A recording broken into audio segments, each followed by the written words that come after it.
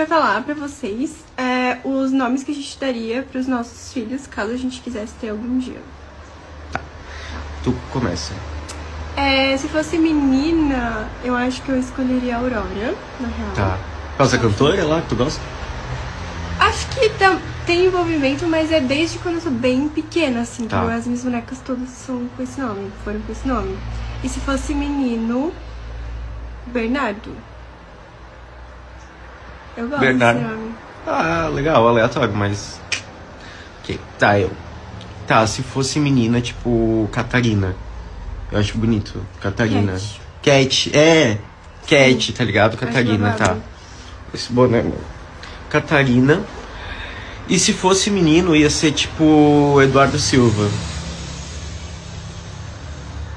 Tá. O que tu acha do nome? Não gosto muito. Uai, por quê? Não sei, não quero falar sobre isso. Por quê? Eduardo Silva, o nome mó da hora. Não acho nada a ver. Por que tu acha nada a ver? Quem que é Eduardo Silva? Não sei. Quem que é Eduardo Silva? Não quero falar sobre isso. Quem é que é Eduardo Silva que tava te mandando mensagem no Instagram? Quem que é Eduardo Silva? Fala pra gente. Não quero falar sobre isso. Quem que é Eduardo Silva? Primeiro assim, apaga o vídeo, para o vídeo pra gente... Ele disse não pela primeira vez em 8 anos de relacionamento. Não gritou, não discutiu, só disse não com calma. E ela ficou em silêncio por um tempo que pareceu longo demais. Não porque estava com raiva, porque não sabia o que fazer com aquilo. Regra é clara, senhores. Convidou, a mulher não aceitou ou sugeriu uma próxima data, você não convida mais. Homens, não tem tempo pra joguinho de mulher adolescente, de menina, moleca. Procure uma mulher mais madura, que saiba o que quer da vida, que não tenha enrosco, esteja esperando ser conquistada. Aí você tem que insistir em mim, minha linda. Se for pra insistir em alguma coisa, eu vou insistir nos meus objetivos. A vida já é difícil o suficiente pra eu ter que convencer você e aceitar sair comigo, pra eu ter que... Você tá de brincadeira comigo? Você acha que tem homem sobrando, minha linda? Não tem, portanto saiba, esse cara mais interessante não tem tempo pra perder com molecas, com adolescentes que não sabem o que querem. Senhores, invistam no lugar certo. Rejeitou uma vez, saiba que ela tá facilitando pra outra. A mulher facilita o acesso do homem que ela deseja. Portanto, tá difícil pra você, tá fácil pra outro. Não convide mais. Estudos de psicologia relacional mostram algo curioso. Dizemos que queremos clareza, mas reagimos mal quando ela chega sem aviso. O limite em si quase nunca é o problema. O problema é que ele quebra um roteiro invisível que a gente vinha seguindo sem perceber. E roteiros quebrados sempre geram desconforto, antes de gerar entendimento. Hoje eu queria demais. Caramba. E tá difícil, viu? Está muito difícil. E era o dia que eu queria, mais queria. Como é que faz pra conseguir? Me diz como é que eu vou fazer pra conseguir, Gui. Hein? Como que eu vou conseguir? Como que eu vou conseguir falar com você se você não me dá um pingo de atenção? Hoje eu queria demais. Caramba. E tá difícil, viu? Está muito difícil. E era o dia que eu queria, mais queria. Como é que faz pra conseguir? Me diz como é que eu vou fazer pra conseguir. Hein? Como que eu vou conseguir? Como que eu vou conseguir falar com você se você não me dá um pingo de atenção? Todo mundo aplaude quando fala em teoria sobre amor com limites saudáveis. Poucos aplaudem quando o limite chega batendo na própria porta, porque é fácil defender uma ideia, difícil é conviver com ela. Se uma pessoa te desrespeita uma vez, você avisa e ela faz de novo, essa pessoa claramente sabe do que ela tá fazendo. As pessoas começam a achar que não importa o que elas façam, você vai continuar ali. E é por isso que tem muito relacionamento que fica desse jeito aqui, ó. Igual a Virgínia e o Vinícius Júnior, o Neymar lá e a mulher dele. Quando mesmo depois de colocar limites, você engole o desrespeito, a pessoa acha que é normal te desrespeitar. Aí, minhas amigas, vocês podem esperar, porque aconteceu uma, duas e vai acontecer a terceira vez também. E negociou o inegociável, né? Porque ela falou que não negociava. Uma mulher bem sucedida, tem filho, né? Largou a família aí pra ficar com esse homem. Limites não existiriam se não acontecesse nada quando as pessoas ultrapassam eles. E não é possível que uma mulher de 22 anos que vai ter que te falar isso. Às vezes o silêncio depois de um não diz mais do que qualquer resposta. Não é vazio, é reorganização. É a mente tentando encaixar uma peça que não estava no desenho original. Eu queria falar como tá difícil pra mulher hétero solteira no Brasil arranjar um cara decente. Até coloquei a minha camiseta aqui da minha diva Shania Twain. E cara, eu queria falar que tá difícil. Eu passei os últimos anos da minha vida investindo bastante em me desenvolver, em me conhecer, enfim, ser uma pessoa melhor. Meu, muito difícil achar um cara que tenha feito a mesma coisa e que esteja preparado pra se envolver num relacionamento maduro. Foda, né? Ó, dica. Enfim, queria saber onde que estão os homens que querem se relacionar, que estão dispostos, que querem se comprometer. Ser solteira é muito legal. Aproveitei muito esses meus últimos anos. Mas, cara, tô com vontade, assim, de achar alguém pra dividir a vida comigo. Ainda mais que falaram que esse ano vai ser super frio, que o Brasil vai ter um inverno do caramba. Putz, como seria bom não passar por esse inverno sozinha, né? Quero saber onde é que estão esses homens. Por que os homens não estão fazendo terapia? Por que tá tão difícil achar? Difícil.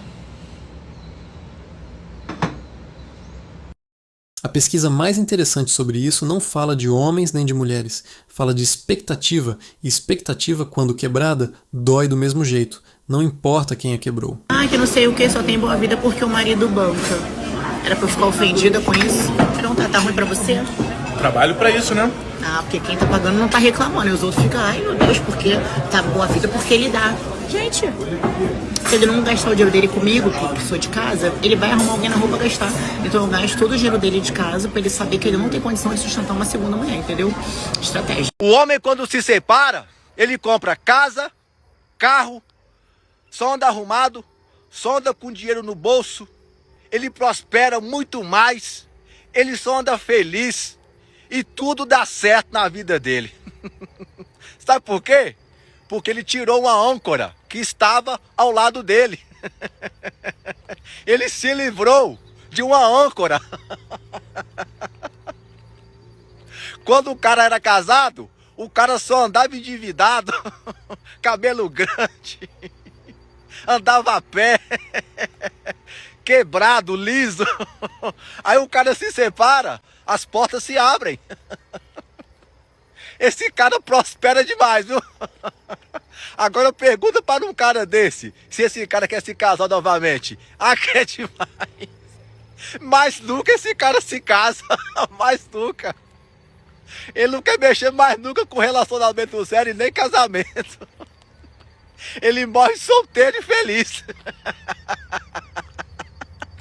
Existe uma cena que se repete com pequenas variações em milhares de relacionamentos ao mesmo tempo, todos os dias, em cidades diferentes, entre pessoas que nunca vão se conhecer.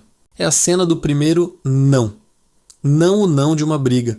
Não o não gritado numa discussão qualquer, mas aquele não calmo, quase gentil, que sai da boca de um homem que, depois de anos acostumado a ceder, decide simplesmente parar.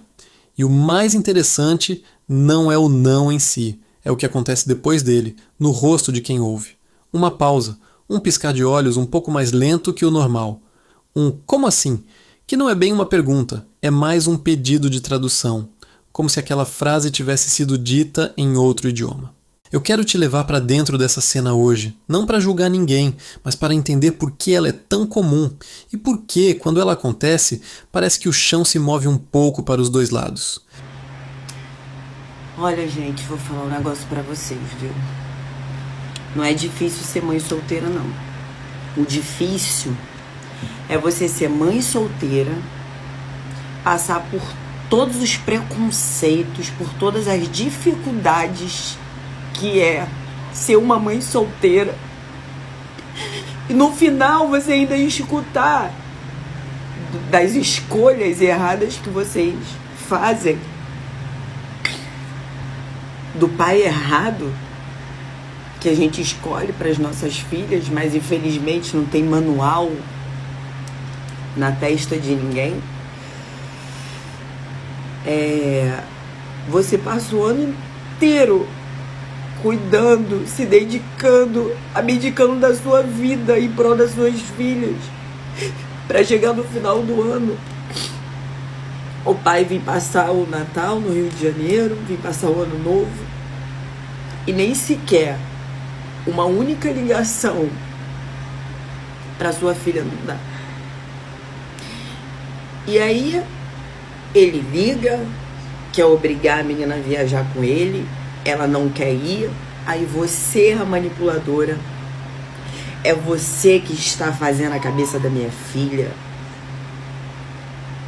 Eu não tenho culpa do comportamento dele. A filha dele tá crescendo, tá vendo. E aí você se vê numa situação em que você se sente uma merda.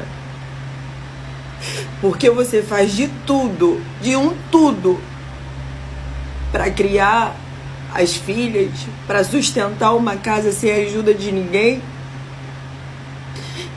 E aí vem um infeliz desse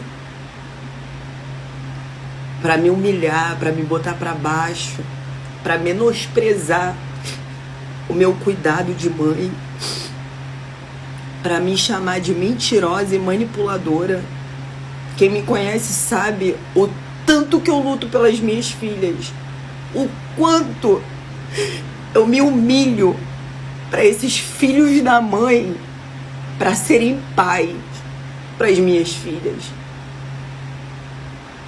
E aí eu que sou culpada, eu ainda sou culpada de super proteger as minhas filhas, de querer sempre o melhor para elas.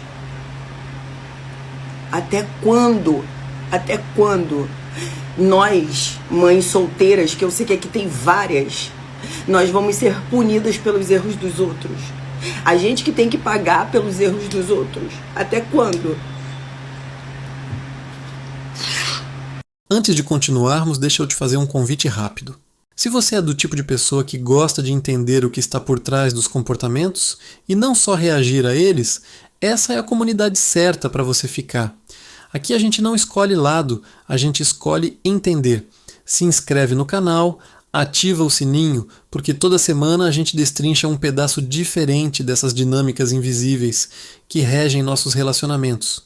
E às vezes, entender uma cena de 30 segundos muda completamente a forma como você vive os próximos 30 anos. Voltando, pensa numa relação como uma coreografia. No começo ninguém sabe os passos direito, então tudo é ensaio, tudo é ajuste, tudo é desculpa, pisei no seu pé. Mas com o tempo, os corpos aprendem. E aprender, nesse caso, significa criar padrões. Um cede aqui, o outro cede ali. Um baixa o tom, o outro aceita. Um adia o próprio cansaço, o outro nem percebe que está sendo esperado. Isso não é fraqueza de ninguém, é só o jeito como convivência vira rotina e rotina vira coreografia automática. O problema é que coreografias automáticas têm uma característica perigosa. Elas continuam rodando mesmo depois que um dos dançarinos já não aguenta mais aquele passo. E é exatamente aí que mora a cena do começo. Porque num certo dia, sem aviso prévio de calendário, um homem que vinha absorvendo o próprio cansaço decide não absorver mais. Ele não anuncia isso com discurso, não faz cartaz, não muda de personalidade da noite para o dia. Ele simplesmente, numa situação pequena e cotidiana, um plano que não quer aceitar, uma cobrança que não quer engolir, um comentário que não vai deixar passar, diz que não. E ali, nesse momento minúsculo, alguma coisa maior treme. Por que treme? Essa é a pergunta que a maioria dos vídeos por aí evita responder com honestidade, porque é mais fácil vender indignação do que oferecer compreensão. Então vamos com calma nessa parte, porque ela é o coração de tudo. Quando alguém convive por muito tempo com um padrão, o cérebro para de enxergar aquele padrão como escolha e passa a tratá-lo como característica, quase como se fosse parte da personalidade da outra pessoa, e não um comportamento que ela está sustentando por cansaço, medo de conflito ou simplesmente porque nunca tinha se permitido diferente. Isso vale para qualquer direção, homem ou mulher, filho ou pai, chefe ou empregado. A gente se acostuma tanto com o jeito que o outro age, que passa a confundir hábito com essência. E aí, quando o hábito muda, porque hábitos mudam, pessoas mudam, cansaço acumula, a sensação não é ele decidiu algo diferente hoje. A sensação é ele não é mais quem eu conhecia. E isso assusta, isso desorganiza. Porque a gente não construiu só uma relação com uma pessoa, construiu também uma previsão sobre o futuro dela. Imagina por um segundo que você dirige o mesmo caminho para o trabalho todos os dias, há anos. Você nem pensa mais nas curvas. Seu corpo sabe onde frear antes mesmo de você decidir frear. Um dia, sem aviso, colocam um quebra-mola novo bem no meio do trajeto. Fisicamente, é uma mudança pequena, mas o choque que seu carro sente, o solavanco, é desproporcional ao tamanho do obstáculo, porque seu corpo estava calibrado para a ausência dele. É basicamente isso que acontece quando um limite novo aparece numa relação antiga. O limite pode ser pequeno, o solavanco emocional, não. E aqui entra uma parte que eu acho fascinante e que raramente é discutida sem viés. Colocar um limite exige coragem, mas receber um limite exige uma habilidade completamente diferente. E ninguém nos ensina essa segunda habilidade. A gente cresce ouvindo 1000 conselhos sobre aprenda a dizer não, coloque seus limites, não aceite menos do que merece. Isso virou quase um mantra cultural, repetido em posts, em terapias, em conversas de bar. Mas quase ninguém fala sobre o outro lado dessa equação. Como reagir com maturidade quando é você quem está do lado de fora do limite recém-criado? Como não transformar aquilo em ameaça pessoal? Como não interpretar um não como um eu não te quero mais, quando na verdade pode significar só eu preciso de outra coisa agora? Isso explica, em parte, porque tanta gente reage ao limite alheio com uma mistura estranha de raiva e insegurança. Porque não fomos preparados culturalmente para esse momento específico. O momento em que alguém que sempre disse sim olha nos nossos olhos e diz, com uma calma quase desconcertante, que agora não vai mais ser assim. Mas eu preciso ser justo aqui, porque seria fácil simplificar isso tudo numa frase de efeito e seguir em frente. A verdade é mais complexa. Colocar limite, de fato, também é um aprendizado recente para muitos homens. Durante muito tempo, o script masculino tradicional dizia aguenta, resolve, não reclama, aceita, sustenta. Um homem que dizia não com clareza, sem se justificar excessivamente, sem pedir desculpas por sentir o que sentia, era praticamente uma figura rara. Então, quando esse comportamento aparece, mesmo que timidamente, mesmo que ainda em construção, ele choca duplamente. Choca quem está do outro lado da relação, que não estava calibrada para aquilo, e choca até o próprio homem, que muitas vezes está fazendo aquilo pela primeira vez na vida e não sabe direito como sustentar a própria firmeza sem se sentir culpado. É um encontro de duas inexperiências. A inexperiência de quem nunca teve que receber um não daquela pessoa. E a inexperiência de quem nunca teve treino de vida para dizer não, sem se sentir o vilão da própria história. Agora, imagina esse cenário se repetindo em milhões de casas, em conversas de WhatsApp, em jantares que terminam mais cedo, em silêncios de carro depois de festas. Não é uma guerra entre homens e mulheres. É um ajuste cultural acontecendo em tempo real, de forma desigual, cheia de tropeços, sem manual de instrução. E é justamente por não ter manual que a reação de estranhamento é tão comum quando alguém, de repente, decide jogar com regras novas. Tem um detalhe curioso nisso tudo que eu quero te mostrar, porque ele muda a lente completamente. Quando uma pessoa está acostumada a ser o centro emocional invisível de uma relação, aquela que decide, aquela cujas preferências viram norma sem discussão, ela não percebe isso como poder, ela percebe como normalidade, porque poder, quando exercido de forma confortável e sem oposição, nunca se sente como poder, ele só se sente como as coisas são assim mesmo. É só quando alguém introduz atrito, um limite, uma recusa, uma preferência nova, que a estrutura anterior fica visível pela primeira vez, como uma sala que só percebemos que estava desarrumada quando alguém acende a luz. E é exatamente esse acender de luz que causa o desconforto que a gente vê tanto por aí. Não é que a pessoa seja má, egoísta ou manipuladora, embora, claro, existam casos assim, como existem em qualquer configuração humana. Na maioria das vezes, é só alguém enxergando pela primeira vez uma estrutura que sempre esteve lá, mas que nunca tinha sido nomeada. Deixa eu te contar uma cena hipotética, mas extremamente comum, para a gente sentir isso na pele. Um casal está junto há anos. Ele sempre foi o que resolve tudo. Paga a conta quando falta, escuta quando ela desabafa, cede quando o plano dela é diferente do dele. Um dia, cansado, ele diz que não vai naquele evento de família que ele nunca gostou, mas sempre foi por obrigação. Ela estranha, discute, diz que ele mudou. E aqui está o ponto que quase ninguém percebe. Ele realmente mudou, mas não da pior forma. Ele só parou de operar no automático. E a reação dela, de estranhamento, não vem de maldade. Vem do choque de ver uma peça do tabuleiro se mover sozinha, depois de anos parada no mesmo lugar por escolha silenciosa dele. A gente vive numa época estranha, onde ao mesmo tempo se fala tanto sobre limites saudáveis e, na prática, ainda se reage tão mal quando eles chegam de forma inesperada. É um paradoxo cultural. Aplaudimos a ideia, mas tropeçamos na experiência. E talvez essa seja a verdadeira lição escondida por trás daquela cena do início. O homem que disse não com calma depois de anos dizendo sim. Ele não estava atacando ninguém. Ele estava, pela primeira vez, se apresentando de verdade. E o silêncio que veio depois não era o fim de nada. Era só o som de duas pessoas reaprendendo a se enxergar. Se esse vídeo fez sentido para você, se alguma dessas cenas bateu de um jeito familiar demais, deixa aqui embaixo nos comentários uma palavra só.